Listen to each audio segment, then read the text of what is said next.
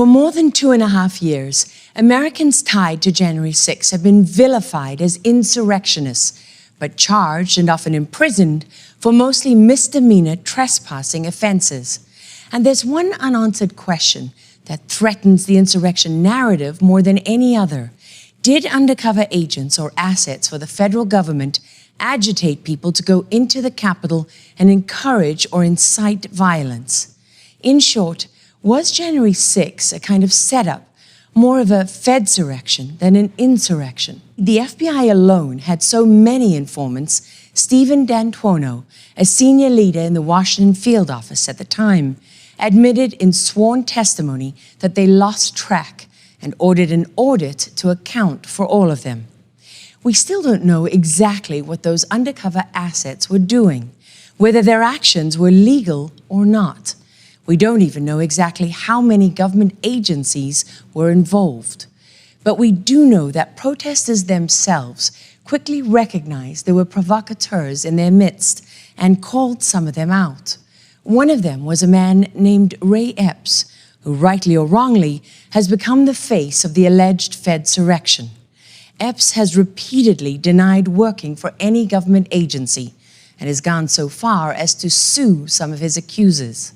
So we decided to take a closer look, and what we found may surprise you. It was a moment that will live in infamy at an informal Stop the Steal rally in Washington, D.C. on the eve of January 6, when people in the crowd turned on a 58-year-old man with a lot to say. That man was Ray Epps. So I'm going to put it out there. I'm probably going to go to jail for it, okay? Tomorrow, we need to go into the Capitol. Into the Capitol. No! Peacefully! Fed! Peacefully! Fed! Peacefully! There it was. Before a single protester ever set foot inside the Capitol, some of them suspected they were being set up. Take me back to that moment. Take me back to the moment when you looked at Ray Epps and the thought came into your head and you said, Fed. Fed! When I first saw Ray Epps, he came up to me. This is January 5th. We're outside BLM Plaza. We're protesting. USA! The police are protecting Antifa. And the last few years, that's been a common theme here, is that the left, BLM can burn down cities for 6 months. Antifa can attack people. The cops do nothing. And then, you do a little joke on your live stream and you're this domestic terrorist all of a sudden.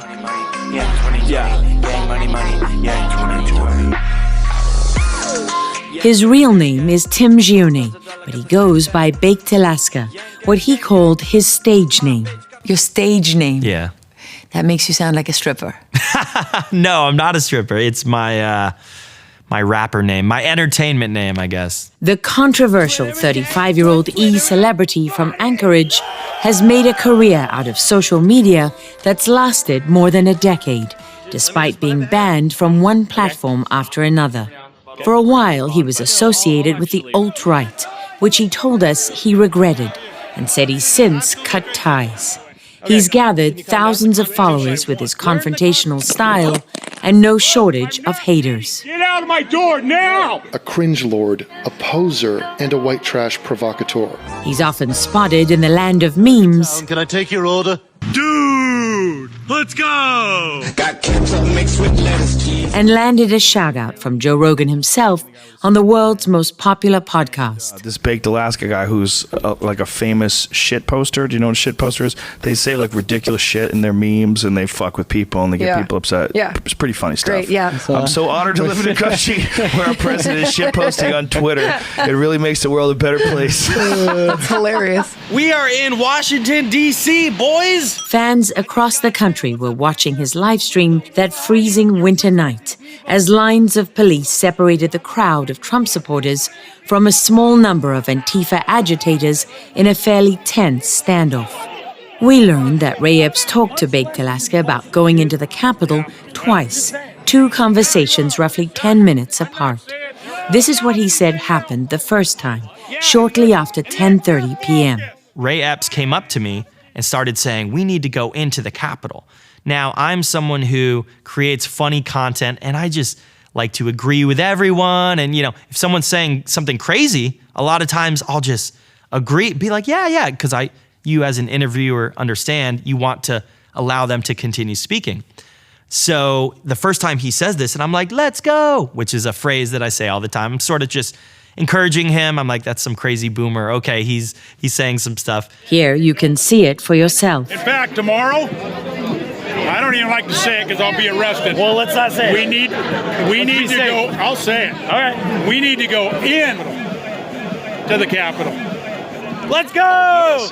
What stood out in this first exchange, the way Epps stopped and paused after he said in. We need to go in to the Capitol. Baked Alaska's reaction said it all. I didn't see that coming. He was like, don't beat that guy up, but let's go into the Capitol. And then I get weirded out, so I move to a different group. I'm like, and everyone around is like, what is this guy saying? And you're filming at this point? I'm filming live the whole time, yeah. So you're seeing this unfold in real time, and I'm just saying, let's go, all right, thank you. I'm like, I'm getting away from this creep. He's weirding me out. I'm getting weird vibes. Something's off. Right. I go to another group way far away from him. He follows me, and then he starts instructing the crowd, and that's the famous moment. He says, we need to go into the Capitol. Tomorrow, we need to go into the Capitol. Into the Capitol.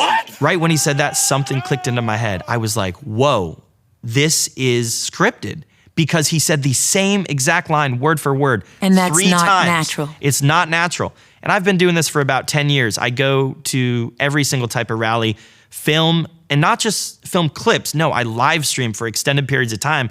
So I'm able to see, I guess, the micro dynamics of how the crowds act and respond to things, and what are natural statements. And so I was also tipped off by, why is he going around to all the groups instructing them what to do? And he kept saying, none of this matters. Tomorrow, we need to go in to the Capitol. Maybe the first time he was being silly or saying something crazy. But when he said it the third time, word for word, I knew there's a strong possibility this guy's a Fed. I started that chant, and guess what? The whole crowd joined in with me within seconds. Peacefully! Fed!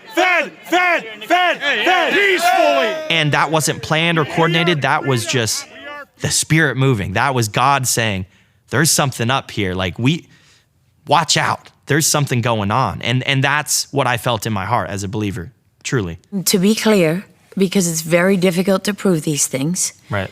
Nobody is saying for certain Ray Epps is a confidential source. He, of course, denies it. Right. And his attorney denies it. He's taken legal action against people who say it. And he has many cheerleaders in the media. Yeah, the New York Times, the January 6th Commission, Liz Cheney. 60 Minutes. 60 Minutes. Once again, yes, that's my opinion. I believe he is a Fed based off my information, but I can't say 100%. Baked Alaska agreed opinion was not evidence, and we reminded him Ray Epps also denied working for the government when he testified under oath before the January 6th committee. Since his defamation attorney, Michael Teeter, the FBI, the Department of Justice, and Epps all declined to comment, we turned to first-hand original recordings from multiple sources and trawled through every frame we could find. Metadata from the livestream showed that from the start of his first encounter with Baked Alaska until they parted ways, a period of 1 hour, 32 minutes, and 39 seconds, Epps repeated certain phrases over and over. He told them at least 12 times what he wanted them to focus on. We are here to do something. Our whole lives. It is not to mess with Antifa. It is not to mess with Black Lives Matter. That doesn't matter. Keep your focus. Keep focus. Keep your focus. You're losing focus. Don't lose focus. You're losing focus. Keep the focus, guys. You're not here for this garbage. And said around 6 times, this is not why we are here. That's not what we're here for. Yes, it is. It's not what we're here for. No, we don't, but that's not why we're here. That's not why we're here. Getting off the subject, man. We're here for another reason. So many times it drew this response from Baked Alaska. You may be here for that reason, but other people might be here for other reasons. I can tell the difference between a news story and propaganda because I've been a journalist for more than 35 years. Right. And in propaganda, they repeat themselves. Right. You're making a point because you want to focus people on that. When you tell a story, you don't keep repeating yourself. Your audience isn't dumb. Yeah. And I saw this guy there and I'm thinking, first of all, who are you? Why are you doing Why is this? he directing people around? Who does that? Who gave you the authority to do that? I don't go up to the crowds and say, do this, do that. We got to. No. The immediate reaction was concern. It's not going to happen. Okay. And Epps's insistence that Antifa and BLM don't matter It's not about them. Yes, exactly. It's not about them. seemed to pour gas on the fire for people who had endured years of antagonism from Antifa's Black Bloc. Ever since Trump's victory in 2016, his supporters had been targeted by the so-called brown shirts of the left, who'd shown up at his rallies to start fights, and more recently at Stop the Steal rallies in Washington, D.C. in December, right after the 2020 election, when the violence and intimidation escalated.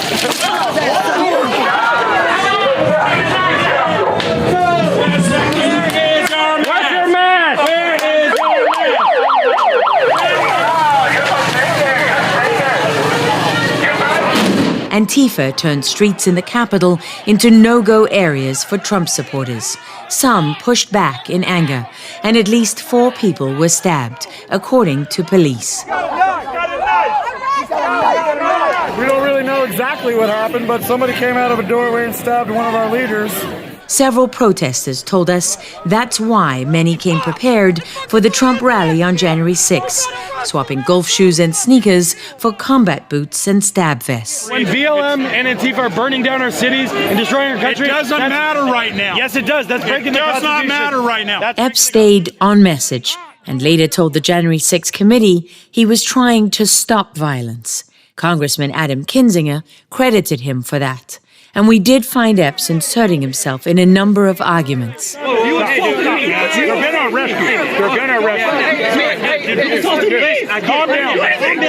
Calm down. They attacked you for what? It's all good, man. For burning. But the violence seemed to be over by then, as confirmed by Baked Alaska and others who were present. Epps also told the committee he thought the Capitol would be open because it was a weekday. And although he said this twice, I don't even like to say it because I'll be arrested. So I'm going to put it out there. I'm probably going to go to jail for it, okay? he testified he did not believe he would be arrested and was trying to find some common ground. Epps did have a number of supporters in the crowd. My man, he's right. He's right. Hey, from what I've heard so far, We're not going to win. But with Baked Alaska, it got a little heated. Shut up. Get out of here. Get out of here. I'm done with you. I'm done talking to you. You're a little punk that wants to incite No, violence. get out of here. No. You realize how when he gets proven wrong, he just makes shit up because, oh, you guys are trying to cause violence. And a little personal. The media calls us Nazis. You fucking retard. Are you serious? Don't argue with him. He's making money on you. That's what this is. It's all about the money. It's all about the money. Baked was still convinced Epps was working an angle. No, he's definitely a plan. 100%. That's telling us to make any sort of interaction we have. This fucking guy comes in, he's like, and has some fucking thing to say. We're the only reasonable people. Then, when things were dying down, shortly before midnight, we discovered another conversation we hadn't seen or heard before. Here, Epps took a different tone with Baked Alaska. I despise BLM. There we go. BLM. There we go. I despise Antifa. I've There we stood him go. down myself with 3 Army vets. I respect that. Queen Creek, Arizona. That's where I live. Are you my neighbor? I swear. I live in Queen Creek. I'm gonna choke you, man. Wait, this guy's You my neighbor. antagonizing me, man? Maybe it's because you're my neighbor. Then he leaned in and whispered something he apparently did not want to say out loud. We're not here to fight, man. We're here to storm. I'm not kidding. We're here to storm the Capitol. Hell yeah. All right, have a good night. Be safe. Be safe, brother. That one moment changed what we knew about Ray Epps that night. when he whispered "Storm the Capitol" before it had happened, and echoed the official narrative before it was broadcast across the nation. Of supporters of President Trump stormed the U.S. Capitol building. Thousands storming the Capitol. This mob that stormed the Capitol. Stormed the Capitol. Stormed the Capitol. Stormed the Capitol. Stormed the U.S. Capitol building. Stormed the United States Capitol. We ran it through forensic software that technical investigators use for analyzing audio and video to make sure we heard correctly and it had not been altered. I'm not kidding. We're here to storm the Capitol. Hell yeah. All right, have a good night. Be safe. And searched through hours of footage, countless news stories, Epps's FBI case documents, and his deposition before the January 6 committee to see if it had been discussed. With the exception of one writer we found on Substack, it hadn't. Monument Hill. Speaking. We are going to the Capitol, where our problems are. It's that direction. Epps, who continued to direct people to the Capitol in the cold light of day on January 6, did not go into the Capitol himself, according to the January 6 committee and the FBI. He's never explained publicly why he said storm the Capitol, what he meant by that, or what he may have known. So why hasn't it been addressed? Nobody cared about the Ray Epps story for the first year after January 6th. It was just a nothing burger to everyone for some reason. I thought it was a big story, but I was banned off Twitter. I was banned off YouTube. I was banned off all social media, so I couldn't get the story out. You know, I was not able to get it into the mainstream. The lack of curiosity would not be enough once the Ray Epps story caught fire.